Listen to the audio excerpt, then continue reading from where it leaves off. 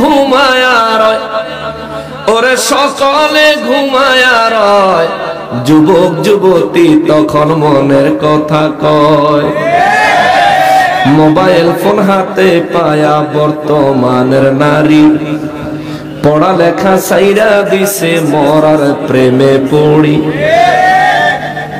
সারাটা দিন চিন্তায় থাকে, রাত্রি গভীর কখন হয়, প্রেমিক প্রেমিকা তখন মনের কথা কয়। আস্তাগফিরুল্লাহ। দেশের যুব সমাজ খাইছে গো মোবাইল ফোনে, দেশটা রসাতলে নিছে গো মোবাইল ফোনে। তাই তো এখন মা বাবারা পড়লো ভীষণ টেনশনে, ঠিক কিনা? মা বাবারা অনেক টেনশন করে না, অনফুলাবেন মোবাইল কিনা দিয়ে টেনশন মুক্ত হয়ে যায়। কিছুদিন পরে দেখে ঘর আছে, বিছনা আছে, কম্বল তলে কোন বালিশ, জিতো নাই, পুত্ত নাই, ঠিক কিনা বলে? পোলা মাইয়া জোয়ান বুড়া নাই, বেদা বেদা নাই, 3 বছরের পোলার হাতেও মোবাইল দেখতে পাই, ঠিক কিনা? 3 বছর 3 মাসের ধরে মোবাইলের ভিতরে গান না লাগাই দিলে নুতা খায় না, ঠিক কিনা বলে? পিঠা খায় না, এটারে ফেটলে আছে, হেতির আম্মা যে সারাদিন ধরে গুজাইছে, এখন এটাও ফেটাতে নাই, ওকে ফেটাছিলাম দিকে কি হয়েছে, লাগা না লাগাইলে খাবো না।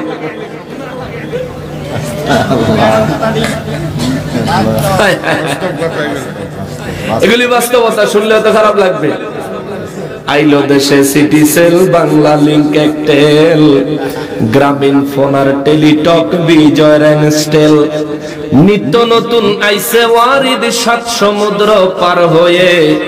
একজনের কাছে 13টা সিম, 15টা করে সরকার পারমিশন দিছে। আমাদের দেশের সরকার বড় উদার, 100 টাকা মোবাইলে ভরবেন, 57 টাকা সরকারের,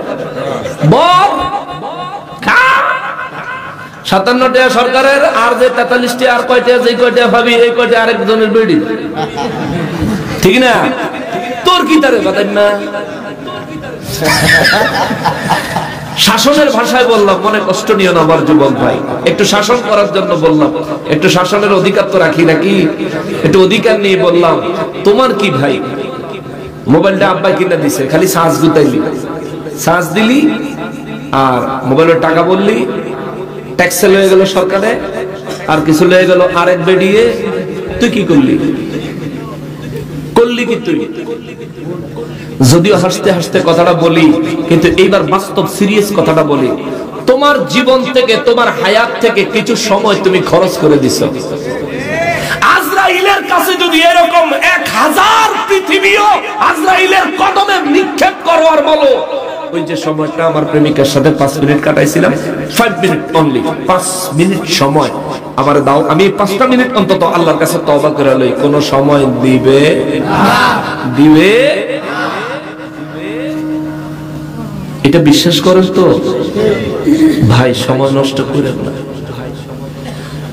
হাদিসে মুবারকের মধ্যে নূর নবী রাহমাতুল লিল আলামিন বলেন, বুখারী শরীফের সহিহ সনদের হাদিস, দুনিয়ার মধ্যে যে যুবক যৌবন বয়স আল্লাহর ইবাদতে কাটায়, নবী বলেন ওই যুবকের আল্লাহ আরশে আজিমের ছায়ায় ডান পাশে জায়গা দিবে। সুবহানাল্লাহ।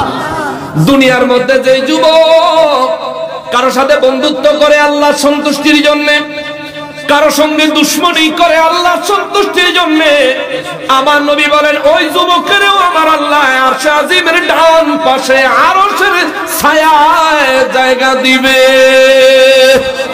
3 নম্বরে নবী বলেন, যে যুবককে কোন সম্ভ্রান্ত পরিবারের মেয়ে, সুন্দরী নারী, যে যুবককে জিনার প্রস্তাব দেয়, এই যুবক যদি ওই নারীর জিনার প্রস্তাবটা প্রত্যাখ্যান করে, 1 লাইন কথা বলে, ইন্নী আখাফুল্লাহ, আমি আল্লাহকে ভয় করি, তোমার সাথে জিনা করলে হয়তো 5 স্টার হোটেলে গিয়ে করতে পারবো, দুনিয়ার মানুষ দেখবে না, কিন্তু সব সময় যিনি দেখেন তিনি কে?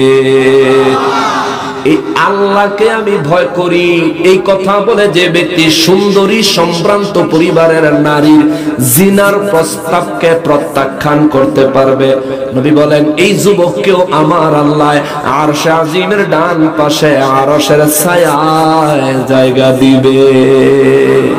জোরে বলেন সুবহানাল্লাহ। তিনটা চান্স তোমার দেখায় দিলাম,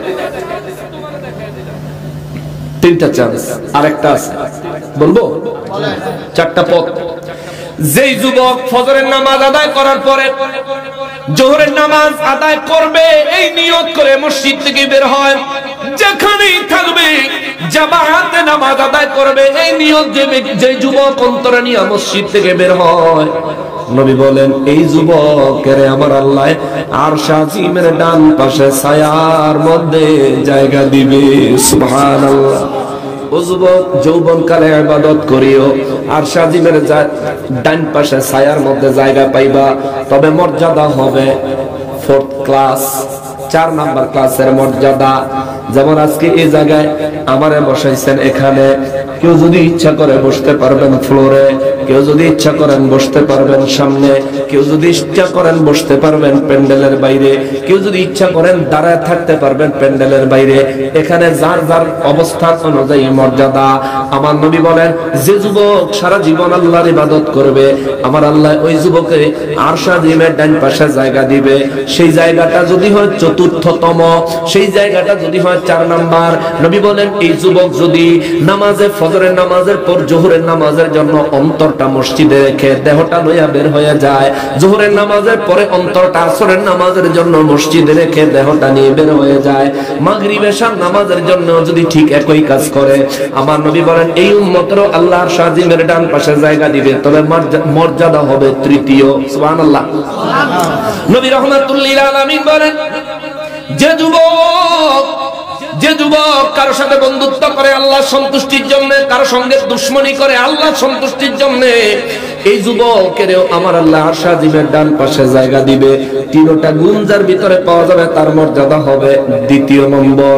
আমার নবী বলেন 1 নম্বরে ওই যুবকের মর্যাদা আমার আল্লাহ দিবেন যে যুবক সুন্দরী সম্ভ্রান্ত পরিবারের নারীর জিনার আহ্বানকে আল্লাহর ভয়ে প্রত্যাখ্যান করে, এই যুবকের আমার আল্লাহ দিবেন একেবারে 1st ক্লাস মর্যাদা।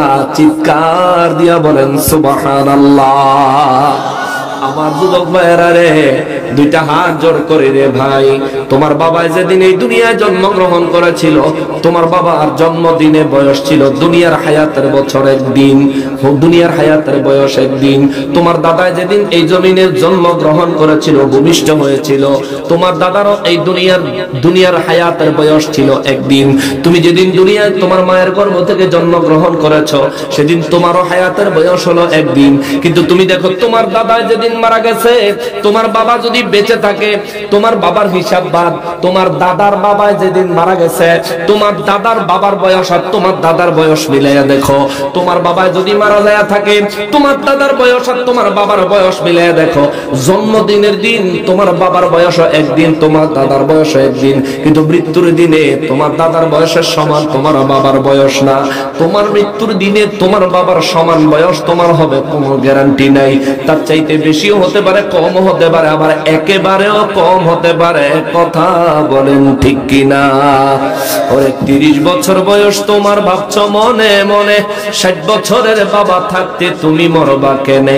60 ওরে নাই গ্যারান্টি সামনে তুমি, নাই গ্যারান্টি সামনে তুমি বাঁচবে 1 second. Oh my dear friend, ওই বুঝি তোরাইলো ও আরেন, ঠিক কিনা? আল্লাহ কয় মউত মানুষের ঘাড়ের সাহা রগের চাইতে আরো কাছে। আল্লাহু আকবার। মউত মানুষের ঘাড়ের সাহা রগের চাইতে আরো কাছে। আর আমরা আশা করি বাঁচব, অনেক অনেক বাঁচব। ফায়দা নাই, কোনো ফায়দা নাই, কোনো ফায়দা নাই রে ভাই। ওরে দুনিয়া দুনিয়া বলে করো কিসের ভাবনা, দুনিয়া দুনিয়া বলে করো কিসের ভাবনা।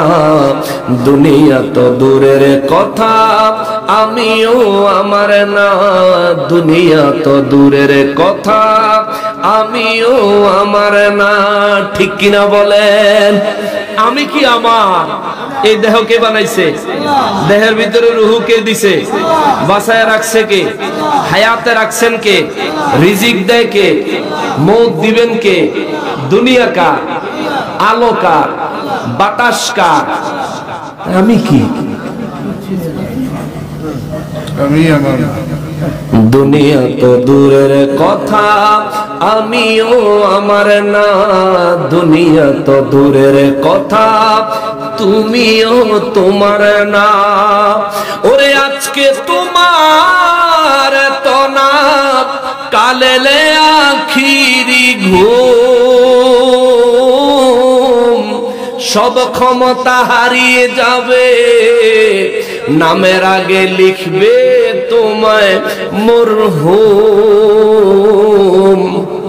জনাবে থেকে মরহুম হতে, ওরে জনাবে থেকে মরহুম হতে এক সেকেন্ড লাগে না। দুনিয়া তো দূরের কথা, আমিও আমার না, দুনিয়া তো দূরের কথা, আমিও আমার না। ওরে কত সম্পদ করছো কামাই আমার আমার বলে, সব সম্পদ ছেড়ে একদিন যেতে হবে চলে। মরণ কিন্তু আসবেই একদিন। এ দৌলতপুরের মানুষ, এরা কুমিল্লার মানুষ, যত দুনিয়ার যত বড় আশাই করো না কেন, ওরে মরণে কিন্তু আসবেই একদিন, ওরে মরণে কিন্তু আসবেই একদিন, না করলেও কামনা। দুনিয়া তো দূরের কথা, আমিও আমার না, দুনিয়া তো দূরের কথা, আমিও আমার না। দুনিয়া দুনিয়া বলে করো কিসের ভাবনা, দুনিয়া দুনিয়া বলে করো কিসের ভাবনা। দুনিয়া তো দূরের কথা, আমিও আমার না। ইয়া রাব্বে কারীম, আমাদেরকে হিদায়াতে কামেলা নসিব করে দাও। আল্লাহ আমাদেরকে ওলি আল্লাহদের পথ মত দান করে দাও। আল্লাহ আমাদেরকে নূর নবীর দিদার দিয়ে ধন্য করে দাও। হাসরের ময়দানে আরশে আজিমের ডান পাশে আমাদেরকে জায়গা করে দিও। জীবনের গুনাহগুলি আল্লাহ মাফ করে দাও। তুমি যদি মাফ না করো আল্লাহ মোদের, বলো তোমার বান্দা যাব কারদারে, আদর করিয়া মানুষ আল্লাহ বানায়া, কেমনে দিবা জাহান্নামে ফেলিয়া। আল্লাহ তোমার জাহান্নাম থেকে পানা চাই, আমাদেরকে জাহান্নাম থেকে হেফাজত করো। বয়ান অনেক লম্বা হয়ে গেছে, শেষ করে দিচ্ছি। লা মাকতুআতি ওয়ালা মামনুআ, আল্লাহ কয় সেখানে ফল খাবে, শরবত খাবে, শরাব খাবে, সব খাইতে থাকবে। কোনো কিছুর নির্ধারিত পরিমাণ নাই, শেষ হওয়ার কোনো সুযোগ নাই, কোনো কিছু খাইতে মানা নাই। সুবহানাল্লাহ। সাহাবায়ে কেরাম বলেন, হুজুর যদি আকাশে পাখি উড়ে যায় আর যদি আমার পাখির গোশত খাইতে মনে চায়, নবী বললেন তোমার মুখে বলা লাগবে না, দিলে ইচ্ছা হয়েছে তোমার সামনে প্লেট চলে আসবে, উড়ন্ত পাখিটা প্লেটে পড়ে যাবে, সাথে সাথে ফ্রাই হয়ে যাবে। সুবহানাল্লাহ। তুমি যদি কাবাব খাইতে পছন্দ করো কাবাব হবে, যদি আলু দিয়া তরকারি ঝোল বানায় খাইতে চাও ঝোল হইয়া যাবে। যেমন তোমার মনে চাইছে তেমন তৈরি হয়ে যাবে, তুমি খাবা। খাওয়ার শেষে পাখির হাড্ডির থেকে একটা হাড্ডি তুমি ফেলে দিবা, আবার পুনরায় নতুন পাখি হয়ে উড়ে চলে যাবে। আল্লাহু আকবার। হুজুর ফল যে খাবো শেষ হবে না, নবী বলেন একটা ফল ধরে টান দিবা, ওই একটা ফলের জায়গায় সাথে সাথে দুইটা ফল বের হয়ে আসবে। এই জন্য আল্লাহ তাআলা মাকতুয়া, ওই ফলগুলো কখনোই শেষ হবে না, ওই নিয়ামত কখনো শেষ হবে না। ওয়ালা মামনুআ, ওই ফলের থেকে কোন ফল খাওয়া আমি আল্লাহ নিষেধ করব না। দুনিয়ায় তো কিছু ফল হালাল, কিছু ফল হারাম আছে না? হারাম মানে নিষেধ। দুনিয়ায় কিছু ফল আল্লাহ হালাল করেছেন, কিছু হারাম করেছেন, কিন্তু জান্নাতের মধ্যে আপনি যা দেখবেন